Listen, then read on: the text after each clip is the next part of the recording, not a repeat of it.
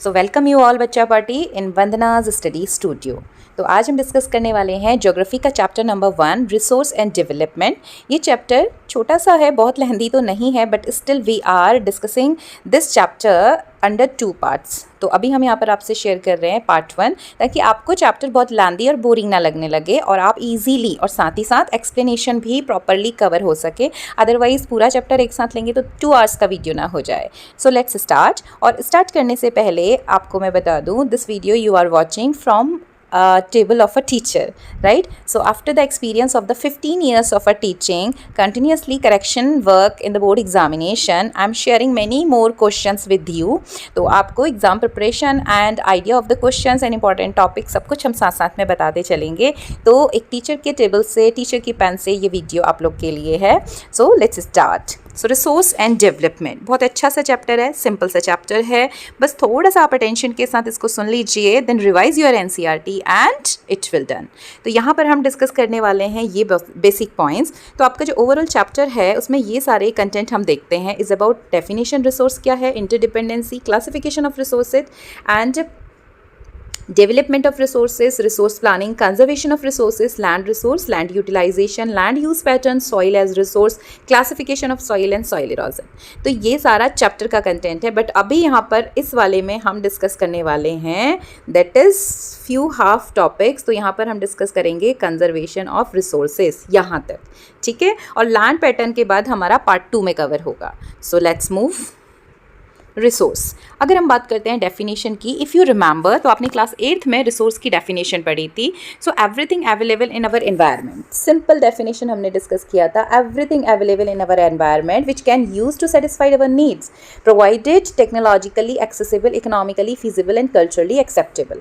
अब class 8th में आप पढ़ के आए थे, हमारे इन्वायरमेंट में चारों तरफ जो भी कुछ हमारी नीड्स को, ज़रूरतों को पूरा करता है वो सिंपली रिसोर्स डेफिनेशन को कंप्लीट करता है।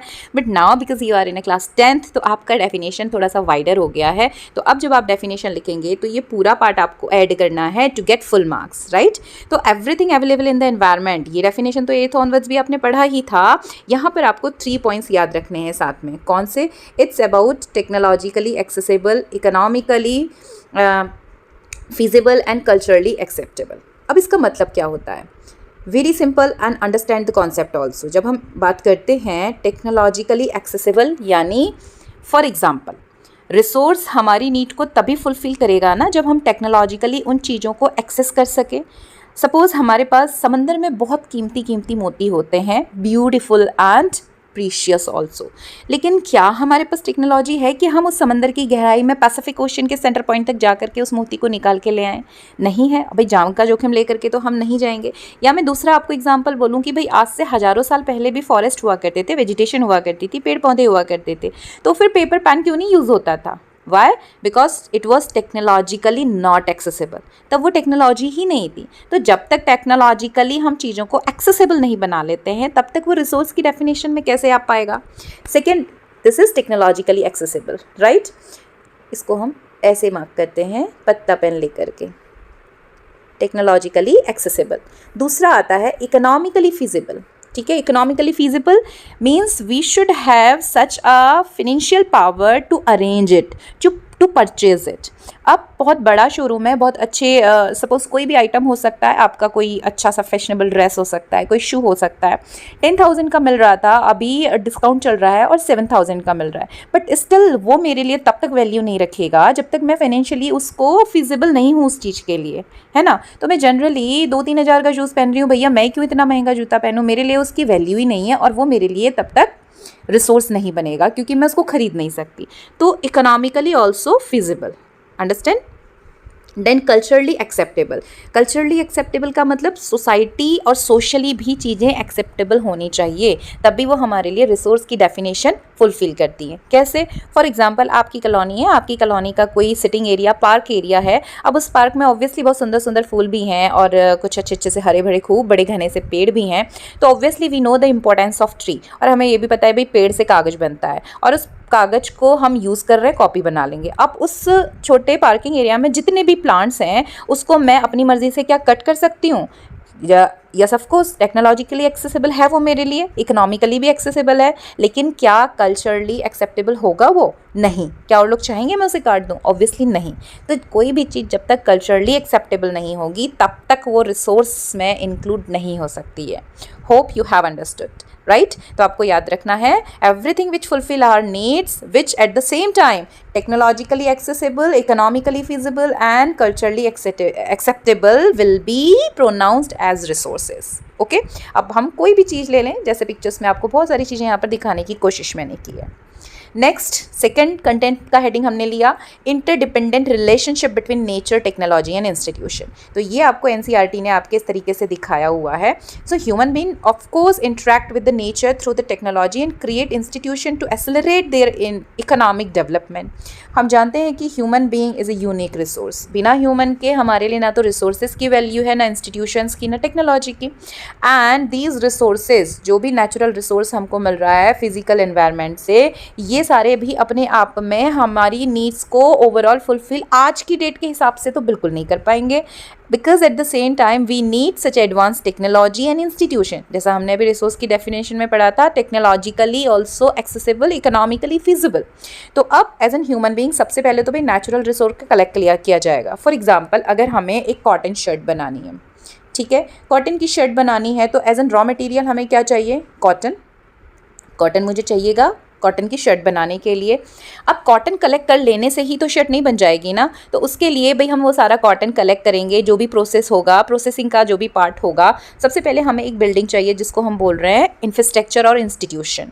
अब उस इंस्टीट्यूशन यानी सिर्फ एक बिल्डिंग बना देने से भी शर्ट नहीं बन जाएगी, क्योंकि हमें चाहिए मशीन्स और वो टेक्नोलॉजी। तो इस इंस्टीट्यूशन में हम सेटअप करते हैं टेक्नोलॉजी को, और जब टेक्नोलॉजी के यूज़ के साथ ये कॉटन को यूज़ किया जाएगा, हम उसे कन्वर्ट करते हैं as an a form of thread. फिर हम उसमें कलरिंग करेंगे, डाइंग करेंगे, then it will be woven as an a piece of cloth. Colour बाद में भी हो सकता है, cutting, fitting and designing the dress etcetera, और तब वो वापस पहुंच जाता है हमारे पास एज अ कंज्यूमर, यानी ह्यूमन के पास वापस पहुंच जाता है।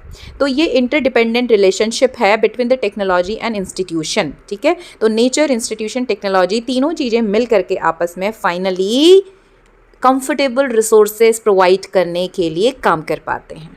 Okay, classification of resources. When we talk about the classification, तो ये सिंपल सा चार्ट आपको आपकी एनसीईआरटी बुक दिखाती है, जहां हम रिसोर्सेज को क्लासिफाइड करते हैं as a natural resource and human resource. Remember dear children, earlier there were the types of resources. पहले जो आपका, इसके बाद अगर आप अपने एल्डर ब्रदर सिस्टर की बुक से पढ़ रहे हैं तो मे बी इसके बाद आपको टाइप्स ऑफ रिसोर्सेज मिलेगा, जिसमें non renewable, renewable, biotic, abiotic, सारे टाइप्स के रिसोर्सेज भी हैं। But remember now this that particular types of resources deleted from your syllabus. अभी वो आपके सिलेबस में नहीं आने वाला है। अगर आप कंफ्यूज हैं तो आप एनसीईआरटी की बुक को डाउनलोड करके चेक कर सकते हैं, आपको वो पार्ट उसमें नहीं मिलेगा, ठीक है। और classification is only for the 1 mark question, इससे ज़्यादा की वैल्यू ये नहीं रखता है, तो इसके बारे में हम ज़्यादा डिटेल नहीं जाने वाले हैं।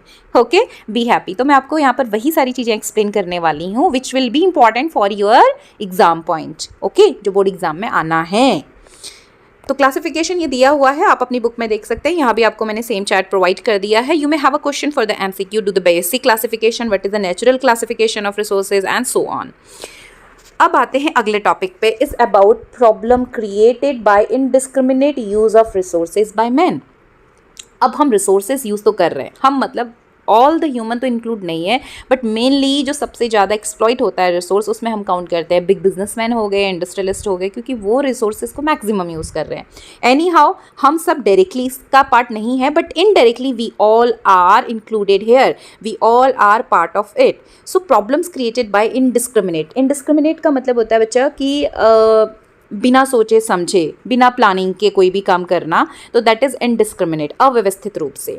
तो ये जो रिसोर्सेज का यूज़ हो रहा है ना इनडिस्क्रिमिनेटली, तो इसकी वजह से ऑब्वियसली प्रॉब्लम आई है। क्या प्रॉब्लम आई है? Of course many resources depleted होंगे ही होंगे। हम बिना सोचे समझे लगातार फॉरेस्ट यूज़ कर रहे हैं, या प्लांट्स को, वेजिटेशन को यूज़ कर रहे हैं, मिनरल्स को यूज़ कर रहे हैं। बहुत सारे नेचुरल रिसोर्स हमारे पास जो हैं, चाहे पेट्रोलियम है, चाहे मिनरल है, चाहे वटेवर, तो वो डिप्लीट होंगे, कम होते जा रहे हैं। तो पहला हमारे सामने ये प्रॉब्लम आएगा, resources got depleted continuously. Second, resource got accumulated in the hands of few people, that society is divided into rich and poor. यही तो हमें रिजल्ट मिलेगा। अब कौन से लोग हैं? जो बड़े बिजनेसमैन हैं, यानी किसके हाथ में एकोमोलेट हो रही है? Those who are the big industrialist and businessman who are able economically, they are having more power to use maximum of natural resources and by using them they are getting more and more rich. अब society में division हो गया, कुछ लोग तो extremely rich हैं, कुछ poor हैं, ठीक है। इन जनरल हम डिवीज़न पढ़ते हैं, that is as the 3 form हम काउंट करते हैं भाई, रिच क्लास हो गई and then we learn is add a middle class and as well as we learn as a lower class, ठीक है। अब यहाँ पर हम मिडिल क्लास को हटा दे रहे हैं, इसका कोई कॉन्सेप्ट नहीं। Society is simply divided as rich and poor, ठीक है। अगर हम एक वाइडर डिफरेंस की बात कर रहे हैं तो इसकी वजह से ऑब्वियसली ये रिजल्ट हमें देखने को मिलेगा, कुछ बहुत रिच हो गए मैक्सिमम रिसोर्सेज को यूज़ करके और जो है कुछ पुअर रह जाएंगे, यानी जो मैक्सिमम बेनिफिट्स इसका ओन नहीं कर पा रहे हैं। Third is global warming, ozone layer depletion, environmental degradation are some other problem. बहुत कॉमन से इश्यूज़ हैं अपने मोस्ट ऑफ सब्जेक्ट्स में, आई थिंक साइंस में भी आपने पढ़ा, क्लास 8th 7th वगैरह में आप पढ़ के आए हो, स्पीचेस में आप देखते हो, एडवर्टाइजमेंट्स में हम देखते हैं that these are the basic problems. और ये क्यों आ रही हैं? Indiscriminate use of resources, right. Directly नहीं आपको समझ में आता, बट इनडायरेक्टली हम देखते हैं कि कहीं ना कहीं कैसे हो रहा है भाई, कॉन्टीन्यूसली टेम्परेचर इंक्रीज़ हो रहा है, टेम्परेचर इंक्रीज़ होने से ग्लोबल वार्मिंग बढ़ रही है, ग्लोबल वार्मिंग के साथ साथ में ओजोन लेयर, क्योंकि हार्मफुल गैसेस इतनी है जो ओजोन लेयर को डिप्लीट कर रही हैं, इन्वायरमेंटल डिप्लीशन हो रहा है, इकोलॉजिकल इम्बैलेंस आ रहा है, which anyhow affecting the survival situation और we can say the habitat of the animal as well as for we all human also. अब देखिए ना आज की डेट में कितनी प्रॉब्लम्स हो गई हैं। Cancer which is a very common disease, हर चौथे पर्सन को आज की डेट में कैंसर का कुछ ना कुछ इशू निकल के आने लगा है। Why? Because of all such reasons, कहीं ना कहीं रिलेट हो जाता है। एनी हाउ यहाँ पर आपको और अच्छे से क्लियर कर दिया है, is a problem cause by the indiscriminate use of resources, that is depletion of resources. आपको पिक्चर में दिखाया, चाहे हम प्लांट कट करने की बात कर रहे हैं, कंस्ट्रक्शन चल रहा है, इंडस्ट्रीज़ बन रही है, माइनिंग हो रही है, तो इन सब तरीक़ों से हम डिप्लीट कर रहे हैं रिसोर्सेज को।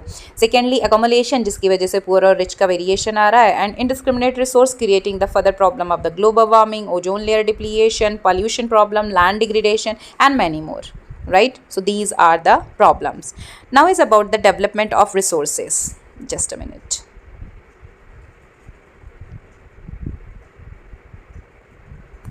So development of resources, when we talk about here, this particular page is given in your NCERT book जो यहाँ पर मैंने ऐड किया है, तो ये as it is आपकी NCERT में लाइन दी हुई हैं जो कि पीछे हम ऑलरेडी डिस्कस कर चुके हैं। Leaving this, now an equitable distribution of resources has become essential for the sustained quality of life and a global peace. Obviously भाई लोगों में झगड़ा क्यों है कि हर कोई मैक्सिमम बेनिफिट गेन करना चाहता है, तो जब इक्वली सब में रिसोर्सेज का डिस्ट्रीब्यूशन होगा तो ऑटोमेटिकली जो कॉन्फ्लिक्ट्स हैं, क्लैशेस हैं, वो कम हो जाएंगे। Even the global piece will be possible, ठीक है। ग्लोबल पीस भी इसके थ्रू मेंटेन हो सकती है। अब यहाँ पर एक चीज़ आप ध्यान रखिएगा, when we talk about the equitable, इसका क्या मतलब है? Here we learn is about the 2 words. एक हम पढ़ते हैं इक्वल। इक्वल का मतलब आपको पता है भाई, बराबर बराबर सबको दे देना। 4 बच्चे हैं, आपने चारों के बीच में जो है एक एक बर्गर दे दिया, चारों को एक एक बर्गर दे दिया, बराबर था बर्गर, 200 का आया और चारों को एक एक दे दिया। At the same time when we talk about the equitable, equitable word जब हम यूज़ करते हैं, इट इज़ मीन्स इक्विटेबल। तो इक्विटेबल का मतलब बराबर नहीं होता बेटा, इक्विटेबल का मतलब होता है according to need. Okay, equitable का मतलब अकॉर्डिंग टू नीड के अकॉर्डिंग प्रोवाइड करना। अब वापस यहाँ चले जाते हैं हम बर्गर के पास में। अब ये 4 बच्चे थे, चारों को हमने बराबर बर्गर दे दिया, जबकि ये बच्चे अलग अलग एज के थे। एक बच्चा था 3 साल का, दूसरा बच्चा था 5 साल का, तीसरा बच्चा था 12 साल का और चौथा वाला बच्चा जो था 15 साल का, ठीक है। तो क्या आपको लगता है कि चारों का उनकी कोई भी फिजिकल एक्टिविटी हुई, वो 2 घंटे मैच खेल के आए या खेल करके आए हैं, उसके बाद क्या सबकी नीड बराबर होगी? ऑब्वियसली नॉट, क्योंकि ये जो 3 साल वाला बच्चा होगा उसके लिए हाफ बर्गर ही सफिशिएंट होगा, उसको 1 बर्गर की ज़रूरत नहीं है। 5 साल वाला शायद खा ले, बट उसके लिए वो मोर देन सफिशिएंट होगा। लेकिन 12 साल वाले बच्चे के लिए अगर उसकी फिजिक अच्छी है तो शायद वो कम पड़ जाए, और 15 साल वाले के लिए एक बर्गर से तो पूरा पड़ेगा ही नहीं भाई, उसको ज़्यादा चाहिएगा ना। तो ये होता है इक्विटेबल, ठीक है, नॉट इक्वल। तो यही डिमांड अभी और यही रिक्वायरमेंट अभी कंट्री की है regarding to the resources and regarding to equality also. यानी हमें इस बात का ध्यान रखना है, अगर हम रिसोर्सेज को भी यूज़ कर रहे हैं तो अकॉर्डिंग टू नीड हम उसको यूज़ कर पाएँ। यानी कैसा होना चाहिए distribution? That distribution should be according to the equitable. ये जो हमारा डिस्ट्रीब्यूशन है, it should be equitable distribution. Okay. It present need is to be met, then we must plan for the future also. Resource planning is essential for sustainable existence. अगर हम चाहते हैं कि भाई लॉन्ग टाइम तक हमारी आने वाली फ्यूचर जनरेशन्स भी प्रॉपरली रिसोर्सेज को अवेल कर पाएँ, तो ज़रूरी है कि हम उसको कंजर्व करके रखें. So resource planning is essential for sustainable existence. अब ये सस्टेनेबल क्या होता है? सस्टेनेबल वर्ड तो आपने पढ़ा, बट इसकी मीनिंग क्या है? और उसके पहले मैं आपको बता दूँ, this is very important, right. याद रखिएगा, ये एक इम्पॉर्टेंट टॉपिक है. कौन सा? रिसोर्स प्लानिंग भी अपने आप में इम्पॉर्टेंट है, और ये जो सस्टेनेबल डेवलपमेंट है ये भी इम्पॉर्टेंट है. So remember about both the topic, and both can be given you for your board examination. हम ओवरऑल आपके पीटीज में तो इन बिटवीन और भी चीज़ें होंगी और बोर्ड में भी चीज़ें रहेंगी. यहाँ पर हम टारगेट करते चलेंगे, ओवरऑल आपकी बोर्ड प्रिपरेशन कराते हम चलेंगे. Okay. So resource planning is essential, but sustainable development क्या होता है? आगे हम पढ़ेंगे resource planning, but sustainable development, economic development means developing should take या development should take place without damaging the environment. The development in present should not compromise with the needs of the future generation. यानी हमारा development इस तरीके से होना चाहिए जिसमें कि ना तो हम वेस्ट करें, ठीक है, there should be zero wastage and limited use. Resources का यूज़ लिमिटेड होना चाहिए, पहला point. Okay. Second is conserving for future, conservation. So resource should be use in such a manner that we could prevent it for the future generation also. Then what would be the condition after 100 और more than 500 years? हम सारे resources खत्म कर देंगे, आने वाली generation के पास तो इवन हवा तक नहीं रहेगी, क्योंकि पोल्यूशन का लेवल देखो कितना बढ़ चुका है ना. And third is without harming nature. No harm, हम शॉर्ट में लिखते हैं यहाँ पर, नो हार्म टू नेचर, और यू कैन राइट एनवायरनमेंट. तो ये आपके बेसिक पॉइंट आपको याद रखने हैं. कौन से पॉइंट याद रखने हैं हमें याद रखना है is about the no waste. When we talk about the sustainable development, remember it contain 3 features. कौन से 3 feature? Number 1 that zero wasted or limited use of resources, number 2 conservation of resources for future generation, and number 3 without harming the nature. ये तीनों point आपकी sustainable definition में, sustainable development की definition में include होने चाहिए, तो आपको मार्क्स मिल जाते हैं. ठीक है. अब ये सस्टेनेबल डेवलपमेंट आपसे 2 मार्क्स में भी पूछा जा सकता है, 3 मार्क्स में भी पूछा जा सकता है, and it may be question for 5 marks also. तो ये टॉपिक इंपॉर्टेंट है, आप इसको ज़रूर से लर्न कर लीजिए. अब आते हैं रिसोर्स प्लानिंग के साथ में ही हम आगे चलेंगे, but before it here we are talking about resource planning. Let me check. Sustainable development, yes, resource planning पीछे चला गया, अभी इसको हम डिस्कस करते हैं. Earlier you have given a Rio de Janeiro earth summit की एक रिपोर्ट यहाँ पर मैं आपको शो कर रही हूँ. तो आपके एनसीईआरटी में एक छोटा सा रिपोर्ट है. तो यहाँ पर पिक्चर में जो आपको दिखाया हुआ है, तो this is the real picture. ठीक है, ये मैं आपको ऐसे ही नहीं दिखा रही हूँ. ये जो रियो डी जेनेरियो की मीटिंग हुई थी ब्राज़ील में, तो ये उसका एक्चुअल पिक्चर है. तो रियो डी जेनेरियो अर्थ समिट का मतलब था यहाँ पर कि अर्थ को बचाने के लिए जो मीटिंग हुई थी, कब हुई थी? That was in 1992. तो वर्ल्ड फर्स्ट इंटरनेशनल अर्थ समिट ये था. यानी सिर्फ पर्टिकुलर कंट्री नहीं, पूरे वर्ल्ड में, अर्थ तो भाई पूरे वर्ल्ड की बात कर रहे हैं ना हम, तो पूरे वर्ल्ड को बचाने की बात हो रही थी कि इन्वायरमेंट हमारा जो है, अर्थ हमारी जो है खतरे में है, उसको बचाना है. So that was in Brazil. कहाँ हुई थी? ब्राज़ील में. ये आपको यहाँ पर मैप दिखाया है. रियो डी जेनेरियो की अर्थ समिट हुई थी ब्राज़ील में. ये रियो डी जेनेरियो की मीटिंग हुई यहाँ. Then more than 100 countries participated there. कितनी कंट्रीज़ ने पार्टिसिपेट किया था यहाँ पर? More than 100 countries participated there. अब रीज़न क्या था? that was addressing urgent problem of environmental protection and socio-economic development at the global level. Remember that 2 points are marked here. सबसे पहली चीज़ तो थी problem related to environment. Environmental problem जो बढ़ती जा रही थी day by day, उसको लेकर के डिस्कस करना था सबसे पहला, और दूसरा जो socio-economic development है ग्लोबल लेवल पे, उसके बारे में बात करना. तो ये दो ऑब्जेक्टिव के साथ इसको किया गया, जिसमें कि मेनली टारगेट किया गया था भाई अर्थ को हमें बचाना है क्योंकि इन्वायरमेंटल डिग्रेडेशन बढ़ता जा रहा था. सो एज अ रिजल्ट जो दो चीज़ें निकल के आई थी, first is global forest principal, यानी हमें जंगलों को बचाना है. ये हर कंट्री को मैसेज दिया गया, वो अपनी अपनी कंट्री में इस चीज़ को इम्प्लीमेंट करेंगे. And second is adopted the agenda 21. अब उन्होंने एक प्रोफाइल, एक we can say type of circular set of rules हम कह सकते हैं, जिसमें 21 एजेंडा 21 क्या है? Agenda 21 is a list of 21 issues. ये 21 ऐसे इश्यूज़ की लिस्ट है जो उन्होंने प्रिपेयर करी, जिसमें कि आपके पावर्टी है, ग्लोबल वार्मिंग है, एनवायरमेंटल डिग्रेडेशन है, सस्टेनेबल डेवलपमेंट है, ये सारे इश्यूज़ को लेकर के डिस्कस करने की बात हुई थी. सो दैट इज़ ये आपका दिया हुआ आपकी एनसीईआरटी में points. That is in June 1992 more than 100 heads of the state that meet in Rio de Janeiro Brazil, जहाँ पर ये डिस्कस हुआ था. Summit was convened addressing to the urgent problem of the environmental protection and socio economic development. ये आपको याद रखना है, इस for 1 mark question. Then leaders also, line cut हो रही है, हम इसको सही से कर देते हैं here. Then the leaders signed the declaration of the global climatic change and biological diversity also, and endorsed the global forest principles and adopted agenda 21 for achieving the sustainable development in 21st century. तो ये target किया कि जो agenda 21 है, यानी agenda 21 यहाँ पर आपको दिखाया हुआ है आपकी बुक में नीचे, agenda 21. What is agenda 21? Agenda 21 was a particular, you can say, set of rules or as an a measure taken during this Rio de Janeiro earth summit, कि इन टॉपिक्स के ऊपर काम करना है, जिसमें पावर्टी था, सस्टेनेबल डेवलपमेंट था, global warming था, इस तरह के कुछ इश्यूज़ को लेकर के, कंसर्न टॉपिक्स को लेकर के बात की गई. और जितनी भी मेंबर कंट्रीज़ थी उनको ये टारगेट दिया गया कि भाई आपको अपनी कंट्री में इन चीज़ों के ऊपर काम करना है. ठीक है, तो ये एजेंडा 21 आपका मार्क्ड है आपकी बुक में भी, आप चाहें तो यहाँ से इसको चेक कर सकते हैं. Next, moving for the sustainable development. So economic development which does not damage environment and at the same time take care of the needs of the future generation without wasting and harming. ये line add करना मैं यहाँ पर भूल गई हूँ, आप याद रखिएगा.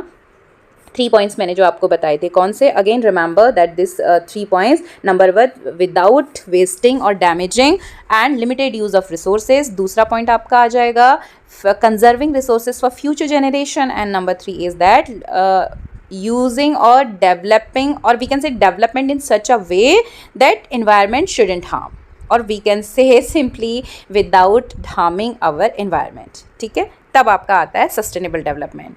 तो ये सस्टेनेबल डेवलपमेंट बहुत ज़रूरी है, बहुत इंपॉर्टेंट है, क्योंकि हमारा सर्वाइवल फ्यूचर जनरेशन का, हमारा तो मैनेज हो जाएगा बट अपकमिंग जो फ्यूचर जनरेशन है उसके लिए सर्वाइवल बहुत टफ हो जाएगा. So you need to pay attention about sustainable development. तो हमारी इस अर्थ को बचाना है तो we need to work for sustainable development. ठीक है, तो ये पिक्चर आपको एक सिंबल दे रही है कि हम डेवलपमेंट कर रहे हैं, इंडस्ट्रीज़ बढ़ रही हैं, पेड़ों को काट करके भाई हम स्टेशनरीज बना रहे हैं, बुक्स बना रहे हैं, बहुत कुछ हो रहा है. Development is good but it should be in a limited manner according to need without wasting. Okay, next topic is resource planning. अब ये रिसोर्स प्लानिंग क्या है?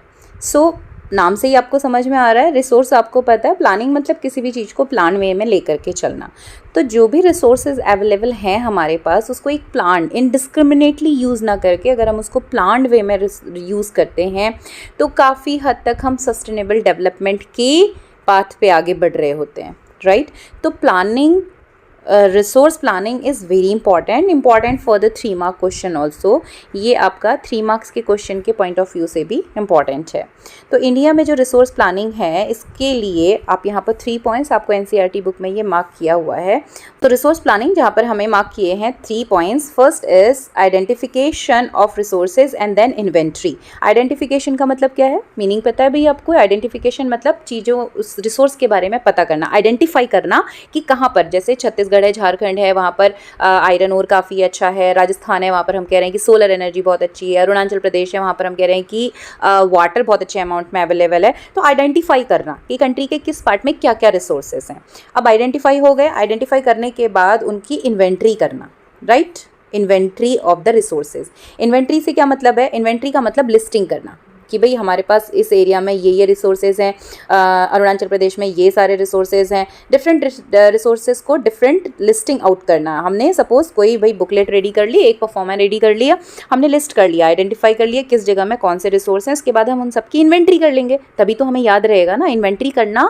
That is why very important, because through the inventory we would be able to remember and government will have a proper data. Properly उसके according फिर plan हो पाएंगे.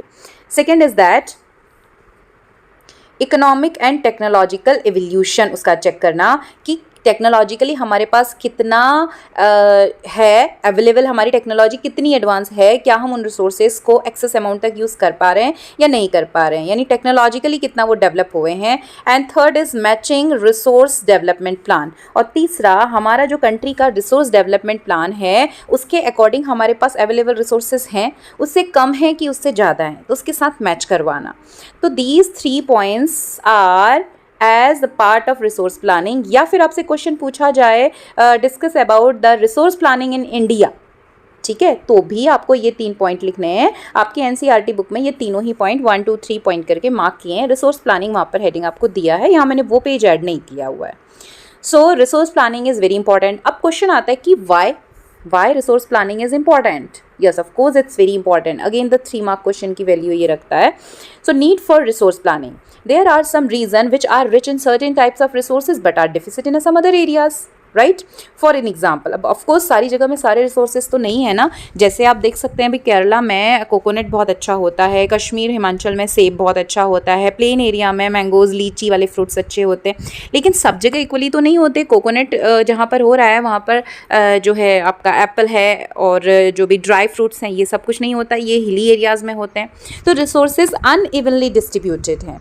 सो that is a reason we need resource planning. So resources कुछ जगह में तो बहुत है बट कुछ जगह पे बहुत ही कम रिसोर्स आपको मिलेंगे। एग्जाम्पल देखते हैं हम यहाँ पर। For an example, Chhattisgarh, Jharkhand, Madhya Pradesh are rich in mineral and coal deposits. Arunachal Pradesh has abundance water resource but lack of infrastructure and development. पहाड़ी ही पहाड़ी हैं, हिल्स हैं, नेचुरल वेजिटेशन है, उनको कट करके वहाँ पर इंफ्रास्ट्रक्चर डेवलप नहीं हुआ है। Eight the same time Rajasthan की बात करते हैं, गुजरात की बात करते हैं, तो वहाँ पर विंड एनर्जी काफ़ी अच्छी है, सोलर एनर्जी काफ़ी अच्छी है, but at the same time other resources तो नहीं है। So that's why we need resource planning कि सब जगहों में अलग अलग जगह पे अलग अलग रिसोर्स हैं। We need to identify and then after use the resources in equal manner, not the equal, in fact in a equitable concept, right। ये स्लाइड आगे पीछे हो गई, पहले रिसोर्स प्लानिंग था। रिसोर्स कंजर्वेशन, नेक्स्ट हम बात करते हैं रिसोर्स कंजर्वेशन क्यों ज़रूरी है। अब इतना अंडरस्टैंड करने के बाद hopefully you have understood why resource planning is required. अब ये रिसोर्स प्लानिंग क्यों ज़रूरी थी ये आपको समझ में आ गया। Eight the same time resource conservation क्यों ज़रूरी है ये भी आपको क्लियर हो चुका होगा, राइट। अब ये रिसोर्सेज इनडिस्क्रिमिनेटली यूज़ हो रहे हैं, what could be in future जो अगर वो ख़त्म हो गए तो, because you remember that some resources are renewable but some resources are non-renewable जिनको renew होने में million of years तक का टाइम लग जाता है। तो फिर कहाँ से वो रिसोर्स हम मैनेज कर पाएंगे, like petroleum, okay. Even the water also, water 70% earth covered is with water, but you know कि ड्रिंकिंग वाटर हमारे पास हार्डली 1% ही तो है, तो वो ड्रिंकिंग वाटर और पानी हम नहीं बना सकते हैं ना। So planned use of resources in order to meet the present needs and to store a part for future generation is called resource conservation। ये आपको याद रखना है। अगर आपसे पूछा जाता है what do you mean by resource conservation, you can define in such a way। It is necessary, why it is necessary। अब ये आपका overall 5 मार्क का क्वेश्चन हम यहाँ पर मार्क कर रहे हैं, that is resource conservation। आपसे पूछा जाएगा what is resource conservation, why resource conservation is required। So it is for the 5 mark question, right। Bifurcate करके भी हो सकता है separately, मेंशन और discuss about the need for resource conservation. 3 marks हैं तो आप 3 पॉइंट्स को डिस्कस कर दीजिए। So first, many resources are non renewable and exhaustible. Exhaustible का मतलब जो एग्जॉस्ट हो जाते हैं, ख़त्म हो जाते हैं एक पीरियड ऑफ टाइम के बाद में, और फिर उनको रिन्यू होने में मिलियन ऑफ ईयर्स का टाइम लगता है। So we have conserve them, we can use them for longer period of time. तो पहली चीज़ तो रिसोर्सेज क्या हैं, नॉन रिन्यूएबल हैं, तो इसलिए रिसोर्स को बचाना ज़रूरी है। Conservation of resources help us to reduce wastage and it help in economic progress also. जब हम कंजर्व करते हुए चलेंगे तो हम वेस्टेज को अवॉइड कर पाएंगे। लिमिटेड यूज़ में अगर हम उसको काम करते हुए चलेंगे तो कंजर्वेशन की प्रोसेस ऑटोमेटिकली इन्हांस होगी। Number 3, resource conservation help us to protect the environment. Simple सी बात है, resource conservation means protection of environment. So we need resource conservation. तो आपका यहाँ पर 2+3 में ये क्वेश्चन आपको मिल सकता है। आप इन पॉइंट्स को डिटेल एक्सप्लेन डाल सकते हैं। According to the asked question you need to write the answer, okay. Conservation of resources, तो गांधी जी ने बहुत अच्छी बात रिसोर्स कंजर्वेशन के रिगार्डिंग कही थी. So when we talk about simply irrational consumption and the over utilization of resources may lead to socio economic and the environmental degradation and so many other related problem. To overcome these resource conservation is simply very very important. सोचो कि अगर हमारे पास ये पेड़ ना हो तो भाई हमारे पास तो ऑक्सीजन ही नहीं मिलेगी ना. तो resource conservation is very important. तो गांधी जी ने बहुत ही अच्छा एक कोट दिया था, there is enough for everybody's need but not for anybody's need. Very beautiful line और बहुत ही रिलेटेड लाइन है. He also believed in production by masses and instead of mass production. तो उन्होंने सिंपल कॉन्सेप्ट दिया था क्या कि भाई हमारे पर्यावरण में हर किसी को ज़रूरत के लिए बहुत मिला हुआ है, नेचर ने हमें दिया हुआ है, बट अगर आप लालच के साथ आगे जाओगे तो फिर वो लेस देन नीड में पहुंच जाएगा. So there is enough for everybody's need but not for everybody's greed. तो आप 1 मार्क के अपने MCQ में भी ये याद रखिएगा that who has given this quote, Mahatma Gandhi ने कहा था. अब क्वेश्चन आपको यहाँ पर 3 मार्क्स में पूछा जा सकता है, 5 मार्क्स में भी इवन एक्सप्लेनेशन इसका पूछा जा सकता है. ये जो कोट है आपको यहाँ पर दिया जाएगा, justify it, discuss it, explain it, right. तो सिंपल एक्सप्लेनेशन है, you have to explain all the condition. There is enough for everybody's need, क्योंकि अगर हम अपनी नीड की बात करते हैं तो हमें 2 टाइम का खाना चाहिए, 2 जोड़ी 4 जोड़ी कपड़े हमें पहनने को चाहिए, छोटी सी जगह शेल्टर के लिए चाहिए होती है, राइट. और इतना पूरा करने के लिए नेचर ने हमें सफिशिएंट रिसोर्सेज दिए हुए हैं. और जब हम लिमिट से यूज़ करेंगे ना तो रिसोर्स अवेलेबल रहेंगे, मैक्सिमम लोगों तक वो पहुँच पाएंगे, और फिर जब हमें दोबारा ज़रूरत होगी तब तक नेचर रिप्रोड्यूस करती रहेगी. बट होता क्या है that we are using more than our needs. अब मैं एक सिंपल एग्जांपल आपको देती हूँ. I am not talking about any other person. मैं अगर अपनी ही बात करूँ या आप अपनी बात एग्जांपल लेकर के देखिए. Some time there are many of the dresses और the clothes in our wardrobes. अगर हम काउंट करने बैठेंगे तो obviously more than 10 to 12 dresses are there. हर किसी के पास होगी, बहुत सिंपली 10 से कम तो किसी के पास नहीं होती है. Sometime it's more than 20-25 pairs, sometime more number of shoes, pair of shoes also, ठीक है. इसी तरह से बहुत सारे रिसोर्सेस आप काउंट कर सकते हैं. तो हमारा काम तो 1 में भी चल सकता था, हमें चेंज करने के लिए चाहिए तो 2 में भी चल जाता, बट 5-5 शूज़ रखने की ज़रूरत तो नहीं थी. बट स्टिल वी हैव, क्योंकि हम इकोनॉमिकली फिजिबल हैं तो हम चीज़ों को मैनेज कर ले रहे हैं, इकोनॉमिकली खरीद सकते हैं, तो फिर हम अपनी कंफर्ट के अकॉर्डिंग चीज़ों को मैनेज करते हैं. सो यहाँ पर गांधी जी ने यही बात कही है कि नॉट फॉर एनीबडीज ग्रीड. अब हम तो कंफर्ट जोन में थोड़ा सा जाने की कोशिश करते हैं, बट जब ग्रीड की बात होती है ना तो यहाँ पर हम बात कर रहे हैं बड़े बड़े इंडस्ट्रियलिस्ट और बिजनेसमैन की, जो ओवर प्रोडक्शन करके रखते हैं इन एडवांस. तो यही चीज़ आपको एक्सप्लेन करनी है इस क्वेश्चन में वेरी सिंपली. पहले आप समराइज कर लीजिए. रिमेंबर बेटा, first you have to understand the question. क्या क्वेश्चन में कहा गया है, एक माइंड मैप आप बना लीजिए या फिर उसका अपना एक समरी आपके पास होना चाहिए. Then try to write in a simple sentences. आप कंफ्यूज मत होइए, सिंपल सेंटेंसेस में उसकी एक बार खुद से प्रैक्टिस करिए. Then you will be able to write in your exams also. तो at the same time Gandhi ji given the other quote also. दूसरा भी बड़ा अच्छा कोट गांधी जी ने दिया था. ही also believed in production by masses instead of mass production.